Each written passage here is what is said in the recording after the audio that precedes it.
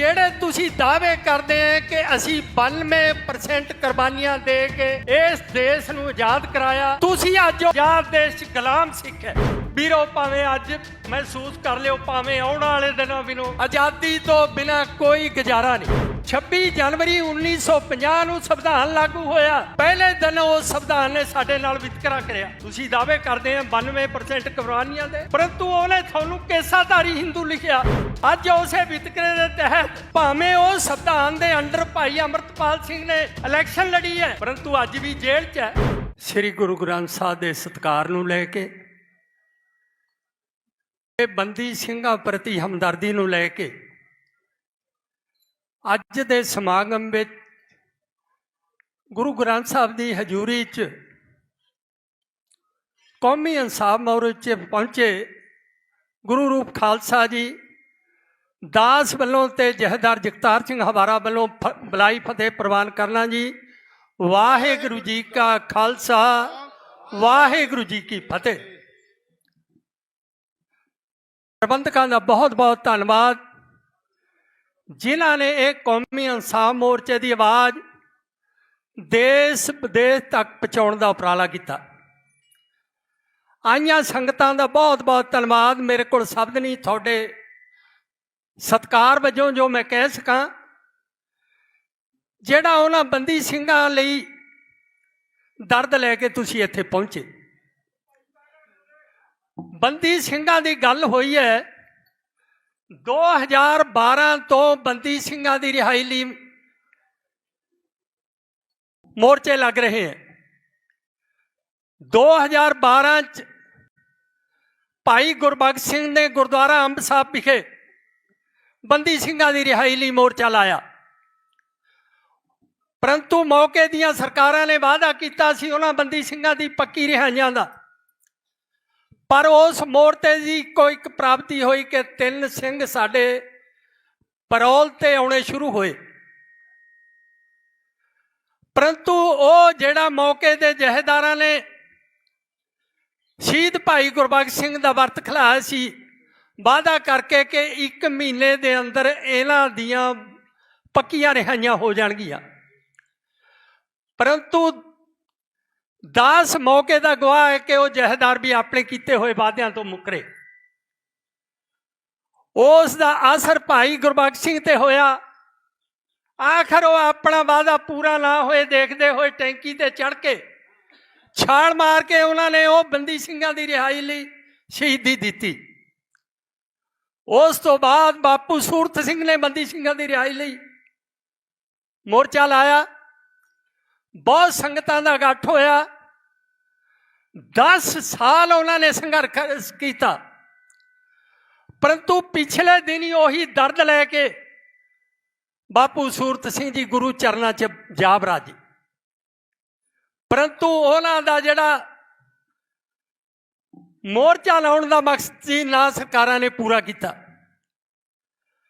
ਅਨੇਕਾਂ ਮੋਰਚੇ ਲੱਗ ਰਹੇ ਆਪਣੇ ਹੱਕਾਂ ਲਈ। ਕਿਸਾਨ ਭਰਾਵਾਂ ਨੇ ਮੋਰਚਾ ਲਾਇਆ ਕਿਸਾਨੀ ਹੱਕਾਂ ਲਈ, ਭਾਵੇਂ 2021 'ਚ 1.25 ਸਾਲ ਮੋਰਚਾ ਲੱਗਿਆ ਦਿੱਲੀ ਦੀ ਬਰੂਹਾਂ ਤੇ, ਪਰੰਤੂ ਉਸ ਸੰਘਰਸ਼ ਦੀ ਵੀ ਬੇਸਿੱਟਾ ਪ੍ਰਾਪਤੀ ਹੋਈ। ਅਧੂਰਾ ਸੰਘਰਸ਼ ਸਮਾਪਤ ਹੋਇਆ, ਉਹਨਾਂ ਨੂੰ ਇਨਸਾਫ ਨਹੀਂ ਮਿਲਿਆ। 11.5 ਮਹੀਨਿਆਂ ਤੋਂ ਕਿਸਾਨ ਸੰਘਰਸ਼ ਕਰ ਰਹੇ ਆ ਬਾਰਡਰਾਂ ਤੇ, ਪਰੰਤੂ ਸਰਕਾਰਾਂ ਉਹਨਾਂ ਨੂੰ ਇਨਸਾਫ ਦੇਣ ਲਈ ਤਿਆਰ ਨਹੀਂ। ਕਿਸਾਨ ਆਗੂ ਜਗਜੀਤ ਸਿੰਘ ਜੀ ਡੱਲੇਵਾਲ ਮਰਨ ਵਰਤ ਤੇ ਬੈਠੇ ਆ, ਪਰੰਤੂ 62 ਦਿਨ ਹੋ ਗਏ ਅੱਜ ਉਹਨਾਂ ਨੂੰ, ਸਰਕਾਰਾਂ ਗੱਲ ਕਰਨ ਨੂੰ ਤਿਆਰ ਨਹੀਂ। ਭਾਈ ਗੁਰਜੀਤ ਸਿੰਘ ਜੀ ਖਾਲਸਾ ਸਮਾਣੇ ਵਿੱਚ 400 ਫੁੱਟ ਟਾਵਰ ਤੇ ਚੜ੍ਹ ਕੇ ਮੋਰਚਾ ਲਾਈ ਬੈਠੇ ਆ। ਉਹਨਾਂ ਦਾ ਨਿਸ਼ਾਨਾ ਕੀ ਹੈ ਕਿ ਗੁਰੂ ਗ੍ਰੰਥ ਸਾਹਿਬ ਦੀ ਬੇਅਦਬੀ ਕਰਨ ਵਾਲੇ ਦੇ ਖਿਲਾਫ ਸਖਤ ਕਾਨੂੰਨ ਬਣੇ, ਪਰੰਤੂ ਸਰਕਾਰਾਂ ਗੱਲ ਸੁਣਨ ਨੂੰ ਵੀ ਤਿਆਰ ਨਹੀਂ। ਇਹਦਾ ਕਾਰਨ ਇੱਕੋ ਇੱਕ ਹੈ ਜਿਹੜਾ ਮੈਨੂੰ ਅਹਿਸਾਸ ਹੋ ਰਿਹਾ। ਮੈਂ ਉਸ ਦਰਦ ਨੂੰ ਮਹਿਸੂਸ ਕਰ ਰਿਹਾ। ਆਖਰ ਇਹ ਦਰਦ ਹਰ ਇੱਕ ਨੂੰ ਮਹਿਸੂਸ ਕਰਨਾ ਪਵੇਗਾ ਕਿ ਜਿਹੜੇ ਤੁਸੀਂ ਦਾਅਵੇ ਕਰਦੇ ਆ ਕਿ ਅਸੀਂ 92% ਕੁਰਬਾਨੀਆਂ ਦੇ ਕੇ ਇਸ ਦੇਸ਼ ਨੂੰ ਆਜ਼ਾਦ ਕਰਾਇਆ। ਤੁਸੀਂ ਅੱਜ ਉਹ ਆਜ਼ਾਦ ਦੇਸ਼ 'ਚ ਗੁਲਾਮ ਸਿੱਖ ਹੈ। ਤੁਹਾਡੀ ਇਸੇ ਕਰਕੇ ਨਹੀਂ ਗੱਲ ਸੁਣੀ ਜਾ ਰਹੀ ਕਿ ਤੁਸੀਂ ਇਸ ਦੇਸ਼ 'ਚ ਗੁਲਾਮ ਹੈ। ਇਹਦਾ ਇੱਕੋ ਇੱਕ ਹੱਲ ਹੈ ਵੀਰੋ, ਭਾਵੇਂ ਅੱਜ ਮਹਿਸੂਸ ਕਰ ਲਿਓ, ਭਾਵੇਂ ਆਉਣ ਵਾਲੇ ਦਿਨਾਂ ਬਿਨੋਂ ਆਜ਼ਾਦੀ ਤੋਂ ਬਿਨਾਂ ਕੋਈ ਗੁਜ਼ਾਰਾ ਨਹੀਂ। ਕਿਉਂਕਿ ਜਿਹੜਾ ਕੱਲ੍ਹ ਨੂੰ 26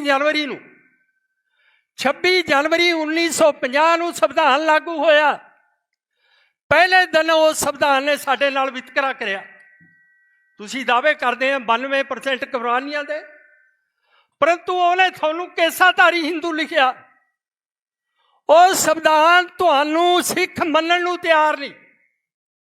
ਸੋ ਇਸ ਕਰਕੇ ਉਹ ਲਗਾਤਾਰ ਸਾਡੇ ਨਾਲ ਵਿਤਕਰਾ ਕਰਦਾ ਰਿਹਾ। ਅੱਜ ਉਸੇ ਵਿਤਕਰੇ ਦੇ ਤਹਿਤ ਭਾਵੇਂ ਉਹ ਸੰਵਿਧਾਨ ਦੇ ਅੰਡਰ ਭਾਈ ਅੰਮ੍ਰਿਤਪਾਲ ਸਿੰਘ ਨੇ ਇਲੈਕਸ਼ਨ ਲੜੀ ਹੈ, ਪਰੰਤੂ ਅੱਜ ਵੀ ਜੇਲ੍ਹ 'ਚ ਹੈ। ਇੱਕੋ ਇੱਕ ਇਹਦਾ ਗੱਲ ਹੈ ਕਿ ਅਸੀਂ ਗੁਲਾਮ ਹੈ, ਗੁਲਾਮੀ ਦਾ ਅਹਿਸਾਸ ਕਰਾ ਰਹੀਆਂ ਸਰਕਾਰਾਂ ਸਾਨੂੰ ਇਹਦੇ ਵਾਸਤੇ ਜੱਦੋ ਜਹਿਦ ਕਰਨ ਪੈਣੀ ਆਉਣ ਵਾਲੇ ਸਮੇਂ 'ਚ। ਸੋ ਇੱਥੇ ਗੱਲਾਂ ਹੋਈਆਂ ਜਥੇਦਾਰ ਦੇ ਕੇਸਾਂ ਦੀਆਂ।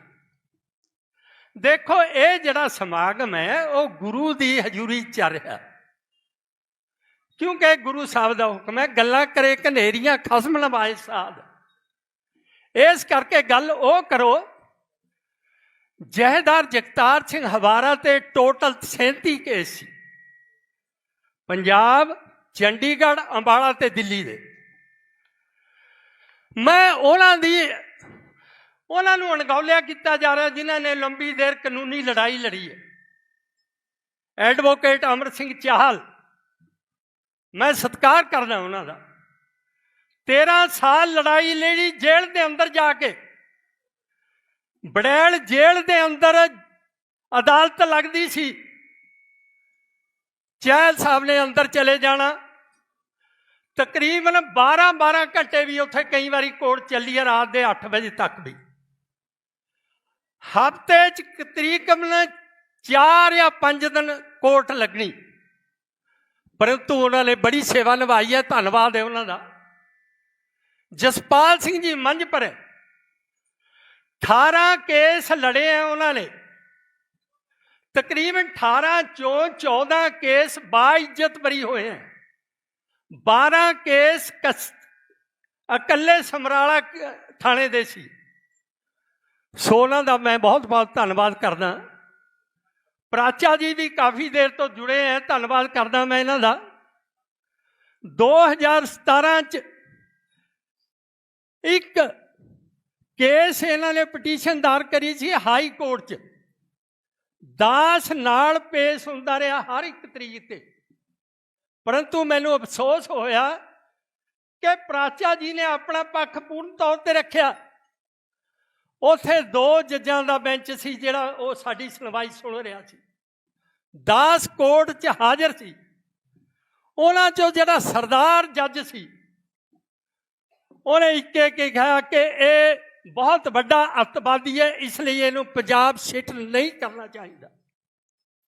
ਮੈਨੂੰ ਬੜਾ ਦੁੱਖ ਹੋਇਆ ਕਿ ਉਹ ਫੈਸਲਾ ਇੱਕ ਕੇਸਾਧਾਰੀ ਜੱਜ ਵੱਲੋਂ ਸੁਣਾਇਆ ਗਿਆ। ਸਾਡੇ ਨਾਲ ਕਿੰਨਾ ਵਿਤਕਰਾ ਹੋ ਰਿਹਾ। ਸੋ ਇਸ ਕਰਕੇ ਸਾਨੂੰ ਉਪਰਾਲਾ ਕਰਨਾ ਪੈਣਾ। ਸਰਕਾਰਾਂ ਜਿਹੜੀਆਂ ਕਦਰ ਕਰਦੀਆਂ, ਇਹ ਸਾਰੀਆਂ ਸਰਕਾਰਾਂ ਭਾਵੇਂ ਅਸੀਂ ਚੁਣਦੇ ਹਾਂ ਇਹਨਾਂ ਨੂੰ, 2 ਪਾਰਟੀਆਂ ਤੋਂ ਤੰਗ ਆ ਕੇ ਫਤਵਾ ਦਿੱਤਾ ਸੀ ਕਿ ਆਮ ਆਦਮੀ ਦੀ ਸਰਕਾਰ ਬਣੇਗੀ।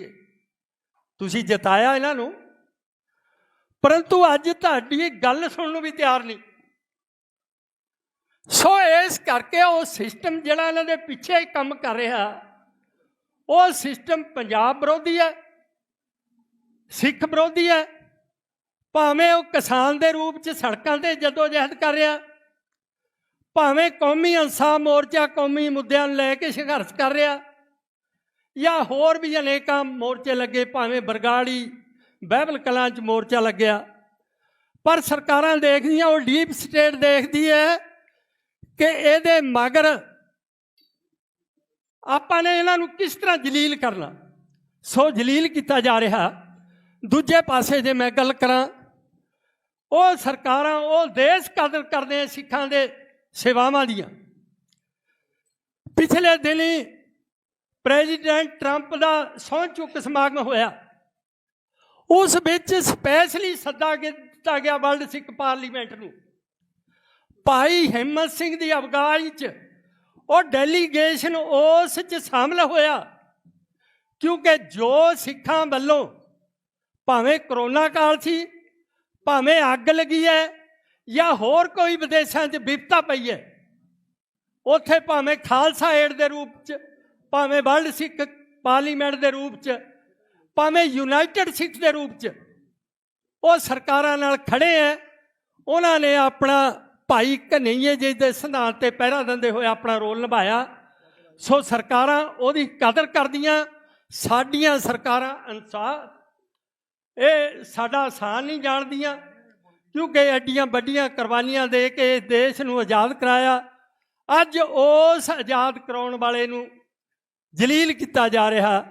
ਸੋ ਇਹ ਆਉਣ ਵਾਲੇ ਦਿਨਾਂ ਵਿੱਚ, ਜਿਸ ਤਰ੍ਹਾਂ ਹੁਣ ਕੱਲ੍ਹ ਨੂੰ ਵੀ 26 ਜਨਵਰੀ ਹੈ, ਕਿਸਾਨਾਂ ਨੇ ਰੋਸ ਮਾਰਚ ਰੱਖਿਆ, ਇੱਕ ਟਰੈਕਟਰ ਮਾਰਚ ਰੱਖਿਆ। ਰੋਸ ਵਜੋਂ ਰੱਖਿਆ ਉਹ, ਕਿਉਂਕਿ ਉਹਨਾਂ ਨੂੰ ਬਣਦੇ ਹੱਕ ਨਹੀਂ ਦੇ ਰਹੀਆਂ ਸਰਕਾਰਾਂ, ਗੱਲ ਨਹੀਂ ਕਰ ਰਹੀਆਂ। ਸੋ ਕੌਮੀ ਇਨਸਾਫ ਮੋਰਚੇ ਦਾ ਜ਼ਿੰਮੇਵਾਰ ਹੋਣ ਦੇ ਨਾਤੇ ਮੈਂ ਜਿਹੜੀ ਕੱਲ੍ਹ ਨੂੰ 26 ਜਨਵਰੀ ਨੂੰ ਕਾਲ ਦਿੱਤੀ ਹੈ, ਉਹਦੀ ਪੂਰੀ ਹਮਾਇਤ ਕਰਦਾ ਅਤੇ ਕਿਸਾਨ ਜਥੇਬੰਦੀਆਂ ਨੂੰ ਬੇਨਤੀ ਕਰਦਾ ਕਿ ਜਿੱਥੇ ਉਹਨਾਂ ਨੇ ਆਪਣੀ ਜਥੇਬੰਦੀ ਦਾ ਝੰਡਾ ਟਰੈਕਟਰ 'ਤੇ ਲਾਉਣਾ, ਉੱਥੇ ਕੌਮੀ ਇਨਸਾਫ ਮੋਰਚੇ ਦਾ ਝੰਡਾ ਤੇ ਕਾਲਾ ਝੰਡਾ ਲਾ ਕੇ ਅਸੀਂ ਉਸ ਦਿਨ ਨੂੰ, ਜਿਹੜਾ ਸੰਵਿਧਾਨ ਸਾਨੂੰ ਬਰਾਬਰਤਾ ਦਾ ਹੱਕ ਨਹੀਂ ਦੇ ਰਿਹਾ, ਉਹਦੀ ਹਮਾਇਤ ਕਰੀਏ। ਸੋ ਕੱਲ੍ਹ ਨੂੰ ਵੀ ਮੈਂ ਬੇਨਤੀ ਕਰਦਾ ਕਿ ਇਸ ਮੋਰਚੇ ਵਿੱਚ ਅਸੀਂ ਉਹ ਰੋਸ ਮਾਰਚ, ਆਪਣਾ ਜਿਹੜਾ ਰੋਸ ਜ਼ਾਹਰ ਕਰਨਾ, ਕਿਉਂਕਿ ਉਹ ਸੰਵਿਧਾਨ ਸਾਨੂੰ ਹੱਕ ਦੇਣ ਨੂੰ ਤਿਆਰ ਨਹੀਂ। ਉਸੇ ਦੇ ਤਹਿਤ ਸਾਡੇ ਬੰਦੀ ਸਿੰਘਾਂ ਨੂੰ ਇੱਕ ਕਾਨੂੰਨ ਦੀਆਂ ਧੱਜੀਆਂ ਉਡਾ ਕੇ ਅੰਦਰ ਰੱਖਿਆ ਜਾ ਰਿਹਾ, ਉਹਨਾਂ ਨੂੰ ਰਿਹਾ ਨਹੀਂ ਕੀਤਾ ਜਾ ਰਿਹਾ। ਇੱਥੇ ਤੱਕ ਕਿ ਸਾਨੂੰ ਗੁਰੂ ਗ੍ਰੰਥ ਸਾਹਿਬ ਦੀ ਬੇਅਦਬੀ ਕਰਨ ਵਾਲੇ ਦੇ ਖਿਲਾਫ ਜਿਹੜੀ ਸਖਤ ਕਾਨੂੰਨ ਬਣਾਉਣ ਦੀ ਮੰਗ ਹੈ, ਉਹਨੂੰ ਵੀ ਨਹੀਂ ਪੂਰਾ ਕੀਤਾ ਜਾ ਰਿਹਾ। ਸੋ ਇਸ ਕਰਕੇ ਸਾਨੂੰ ਆਉਣ ਵਾਲੇ ਦਿਨਾਂ ਵਿੱਚ ਇਸ ਬਾਰੇ ਸੋਚਣਾ ਪਵੇਗਾ। ਇਸ ਸੋਚਣ ਵਾਸਤੇ ਮਜਬੂਰ ਕਰ ਰਹੀਆਂ ਸਾਨੂੰ ਸਰਕਾਰਾਂ। ਸੋ ਸਰਕਾਰਾਂ ਨੂੰ ਦੇਖਣਾ ਕਿ, ਕਿਉਂਕਿ ਸੰਤ ਜਰਨੈਲ ਸਿੰਘ ਜੀ ਭਿੰਡਰਾਂ ਵਾਲੇ ਆਪ ਕਹਿੰਦੇ ਸੀ ਕਿ ਸਰਕਾਰ ਦਾ ਫਰਜ਼ ਹੈ ਉਹਨੇ ਦੇਖਣਾ ਕਿ ਸਿੱਖਾਂ ਨੂੰ ਆਪਣੇ ਨਾਲ ਰੱਖਣਾ, ਕਿ ਸਿੱਖਾਂ ਨੂੰ ਦੂਰ ਕਰਨਾ। ਸੋ ਆਉਣ ਵਾਲੇ ਦਿਨਾਂ 'ਚ ਅਸੀਂ ਇਹ ਫੈਸਲੇ ਲੈਣੇ ਹੈ। ਸੋ ਅੱਜ ਜਿੰਨੀਆਂ ਵੀ ਸੰਗਤਾਂ ਪਹੁੰਚੀਆਂ, ਭਾਵੇਂ ਕਾਰ ਸੇਵਾ ਵਾਲੇ ਮਹਾਂਪੁਰਸ਼ ਹੈ, ਪਹਿਲੇ ਦਿਨ ਤੋਂ ਲੰਗਰ ਲਗਾ ਰਹੇ ਹੈ, ਕੜੂਗੇ ਦੀ ਸੰਗਤ ਤੋਂ, ਬਾਬਾ ਦੀਪ ਸਿੰਘ ਜੀ ਤੋਂ, ਉਹਨਾਂ ਤੋਂ ਲਗਾਤਾਰ ਪਹਿਲੇ ਦਿਨ ਤੋਂ ਲੰਗਰ ਲਗਾਇਆ ਜਾ ਰਿਹਾ। ਆਨੰਦਪੁਰ ਸਾਹਿਬ ਤੋਂ ਹੋਰ ਵੀ ਜਿੰਨੀ ਜਥੇਬੰਦੀਆਂ, ਨਿਹੰਗ ਸਿੰਘ ਜਥੇਬੰਦੀਆਂ, ਕਿਸਾਨ ਜਥੇਬੰਦੀਆਂ, ਅਤੇ ਸਾਰਿਆਂ ਦਾ ਬਹੁਤ ਬਹੁਤ ਧੰਨਵਾਦ, ਜਿਹੜਾ ਆਪਣਾ ਫਰਜ਼ ਸਮਝਦੇ ਹੋਏ, ਕਿਉਂਕਿ ਉਹਨਾਂ ਬੰਦੀ ਸਿੰਘਾਂ ਨੇ ਜਿਹੜਾ ਕੌਮ ਪ੍ਰਤੀ ਆਪਣਾ ਫਰਜ਼ ਨਿਭਾਇਆ। ਸਾਡਾ ਕੌਮ ਦਾ ਫਰਜ਼ ਬਣਦਾ ਕਿ ਅਸੀਂ ਦਿਲੋਂ ਸਿਰ ਧੋ ਕੇ ਉਹਨਾਂ ਦੀ ਰਿਹਾਈਆਂ ਲਈ ਤਤਪਰ ਰਹੀਏ। ਸੋ ਇੱਕ ਮੇਰੀ ਬੇਨਤੀ ਜ਼ਰੂਰ ਹੈ, ਜਿਹੜੀ ਅੱਜ ਸਾਡਾ ਨੁਕਸਾਨ ਹੋ ਰਿਹਾ, ਖਾਸ ਕਰਕੇ ਸੋਸ਼ਲ ਮੀਡੀਆ 'ਤੇ ਜਿੰਨੀ ਨਰਜੀ ਅੱਜ ਸਿੱਖਾਂ ਦੀ ਆਪਸੀ ਇੱਕ ਦੂਜੇ ਨੂੰ ਨੀਵਾਂ ਦਿਖਾਉਣ ਵਾਸਤੇ ਲੱਗ ਰਹੀ ਹੈ, ਉਹਨੂੰ ਉਸ ਤੋਂ ਸੰਕੋਚ ਕਰੋ। ਮੇਰੀ ਚਰਨਾਂ 'ਚ ਬੇਨਤੀ ਹੈ ਕਿ ਜਦੋਂ ਤੱਕ ਅਸੀਂ ਗੁਰੂ ਦਾ ਸ਼ਬਦ ਨਹੀਂ ਮੰਨਦੇ, ਗੁਰੂ ਦਾ ਹੁਕਮ ਨਹੀਂ ਮੰਨਦੇ, ਹਮ ਨਹੀਂ ਚੰਗਾ ਬੁਰਾ ਨਹੀਂ ਕੋਏ, ਉਦੋਂ ਤੱਕ ਸਾਨੂੰ ਕਿਸੇ ਚੀਜ਼ ਦੀ ਸੋ ਲੋੜ ਹੈ। ਸਾਨੂੰ ਗੁਰੂ ਦੇ ਸ਼ਬਦ 'ਤੇ, ਗੁਰੂ ਦੇ ਹੁਕਮ 'ਤੇ ਪਹਿਰਾ ਦੇ ਕੇ ਆਪਣਾ ਸੰਘਰਸ਼ ਜਾਰੀ ਰੱਖਣ ਦੀ। ਆਈਆਂ ਸੰਗਤਾਂ ਦਾ ਬਹੁਤ ਬਹੁਤ ਧੰਨਵਾਦ। ਜਿਨ੍ਹਾਂ ਨਿਹੰਗ ਸਿੰਘ ਜਥੇਬੰਦੀਆਂ ਨੇ ਇਹ ਉਪਰਾਲਾ ਕੀਤਾ, ਉਹਨਾਂ ਦਾ ਬਹੁਤ ਬਹੁਤ ਧੰਨਵਾਦ।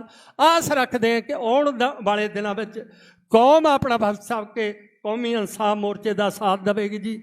ਵਾਹਿਗੁਰੂ ਜੀ ਕਾ ਖਾਲਸਾ, ਵਾਹਿਗੁਰੂ ਜੀ ਕੀ ਫਤਿਹ।